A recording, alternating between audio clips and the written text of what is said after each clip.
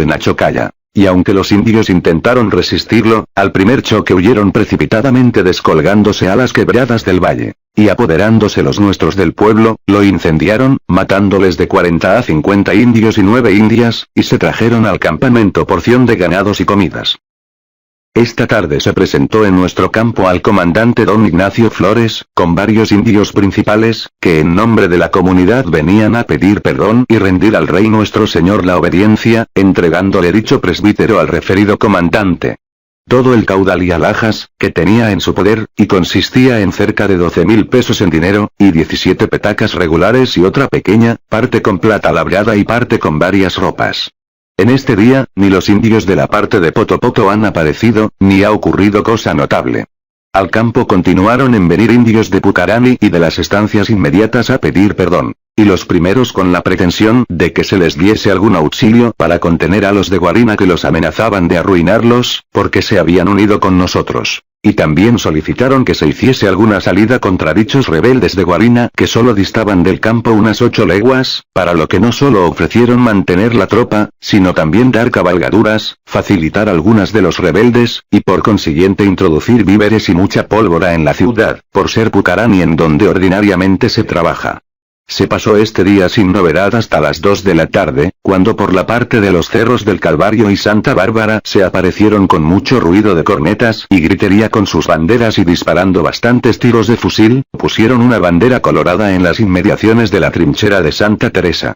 Y de este modo se mantuvieron en número como de 800 hasta las 4, manifestándose en la ceja del alto el principal caudillo a pie y a mula con ademanes y movimientos, que denotaban estar bastante ebrio. A esa hora se retiraron a su primera posición, y se recogió dicha bandera, en la que había una carta del capellán don Vicente Rojas para mí. En este día no ocurrió novedad en la ciudad, y al campo continuaron viniendo a indultarse muchos indios de los pueblos de Pucarani y Laja. Con este motivo supimos, que antes de ayer se hizo un destacamento desde nuestro campo, a las órdenes del capitán de ejército don Joaquín Salgado, con el fin de castigar los indios de una estancia de Viacha, lo que se logró con felicidad, matándoles unos 14, y se cogieron en un cerro porción crecida de mujeres, que pidieron el perdón e indulto, que se les concedió. Y también supimos que en estos días se habían presentado muchos indios del común y haciendas de dicho pueblo de Viacha, provincia de Pacajes, a pedir se les perdonase, ofreciendo vendrían a su ejemplo los restantes.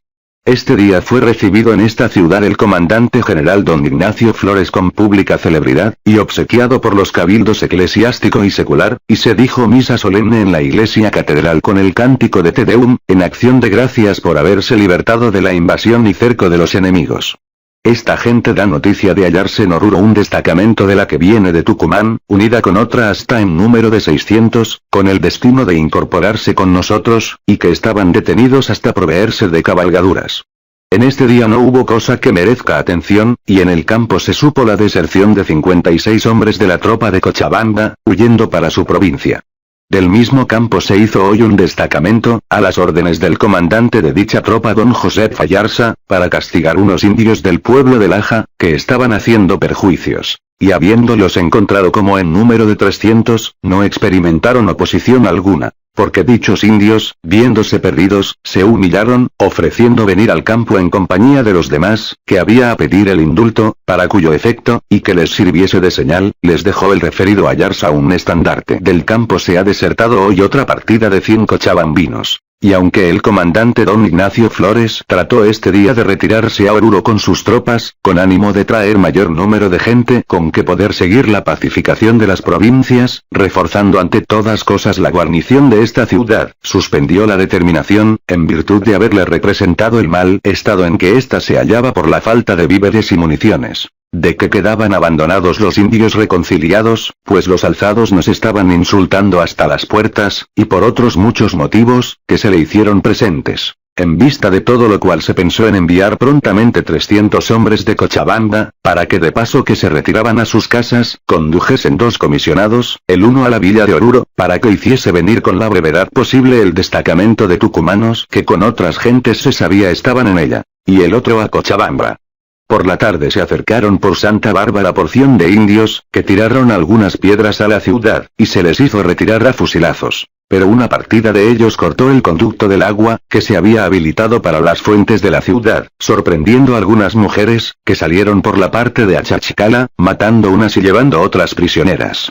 No obstante la resolución tomada antes de ayer para suspender la retirada de las tropas, me avisó hoy el comandante don Ignacio Flores hallarse nuevamente determinado a ejecutarla, mediante no haberle sido posible reducir a la razón las de Cochabamba, las que enteramente estaban sin obediencia. Este día envió don Ignacio Flores a repetir el aviso, de que se veía precisado a retirarse, porque no le era posible convencer a los cochabambinos a que se demorasen algunos días. Y remitió para el refuerzo de la guarnición de la ciudad unos 80 veteranos y 40 milicianos de La Plata y Salta. Esta determinación causó en la ciudad suma consternación, pues aunque la gente destinada, incorporada con la que subsiste para la defensa, era bastante, daba mucho cuidado la poca cantidad de víveres, escasez de pólvora, con otras cosas, y la incertidumbre de la vuelta del auxilio, cuyas circunstancias dieron mérito a que se le hiciesen al referido comandante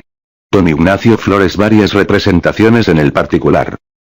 A las 2 apareció el caudillo principal, vestido de inca, con varios anmula, que se ocuparon hasta ponerse el sol en algunos movimientos y mucha bulla, haciendo bastante fuego de fusilería y tiros de un cañón contra la ciudad, de la que no se les correspondió, ni hizo aprecio, por lo cual se retiraron a su puesto, y se concluyó el día sin que hubiese desgracia de nuestra parte.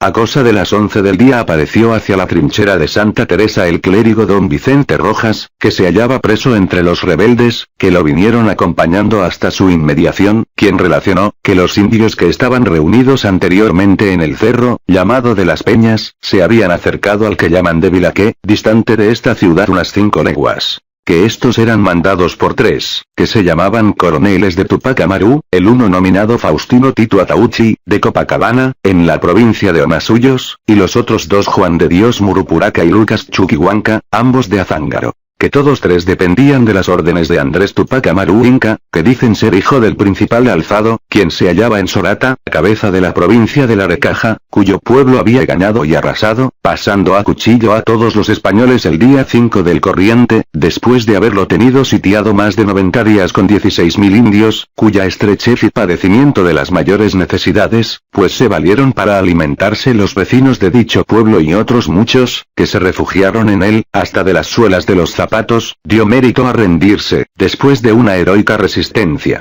A poco rato entró en la ciudad un mozo español, que dijo venía huido de los enemigos y había sido preso en el cerco de Sorata. Y refiere que cuando fue preso quedaban en muy deplorable estado los defensores de aquel pueblo. En este día bajaron del Alto de la Puna porción de indios, y se repartieron por los alrededores de la parte de San Pedro hasta San Sebastián, divirtiéndose en muchos bailes y armando bastante algazarra. En una chacarilla, que está a espaldas de la huerta de San Francisco, se vio que había porción de enemigos a mula, y se creyó fuesen los principales, y que se hallaba entre ellos el alzado principal Julián Apasa. No habiendo ocurrido por la mañana novedad alguna, a las 3 de la tarde entró en la ciudad un eclesiástico natural de ella, llamado don Eustaquio Caravedo con la carta y auto, para el señor obispo, número 19 y 20. Otra número 21 para el vecindario, firmadas de Andrés Tupac Amaru Inca, y otra número 22 para los criollos, firmada de algunos individuos españoles, que se hallaban sirviendo de escopeteros en el Alto de la Puna entre los alzados. A las 11 de la mañana fue apresado por varios soldados de la ciudad y entrado en ella un mestizo, nombrado Juan Ariaga, natural del pueblo de Moró, provincia de Paucarcolla, que se hallaba entre los alzados, y que en compañía de otro, que logró escaparse, se acercó a la trinchera de las recogidas, con el fin de pedir respuesta de las cartas de ayer, y estaba montado en un caballo, haciendo señas a los nuestros para que saliesen a unir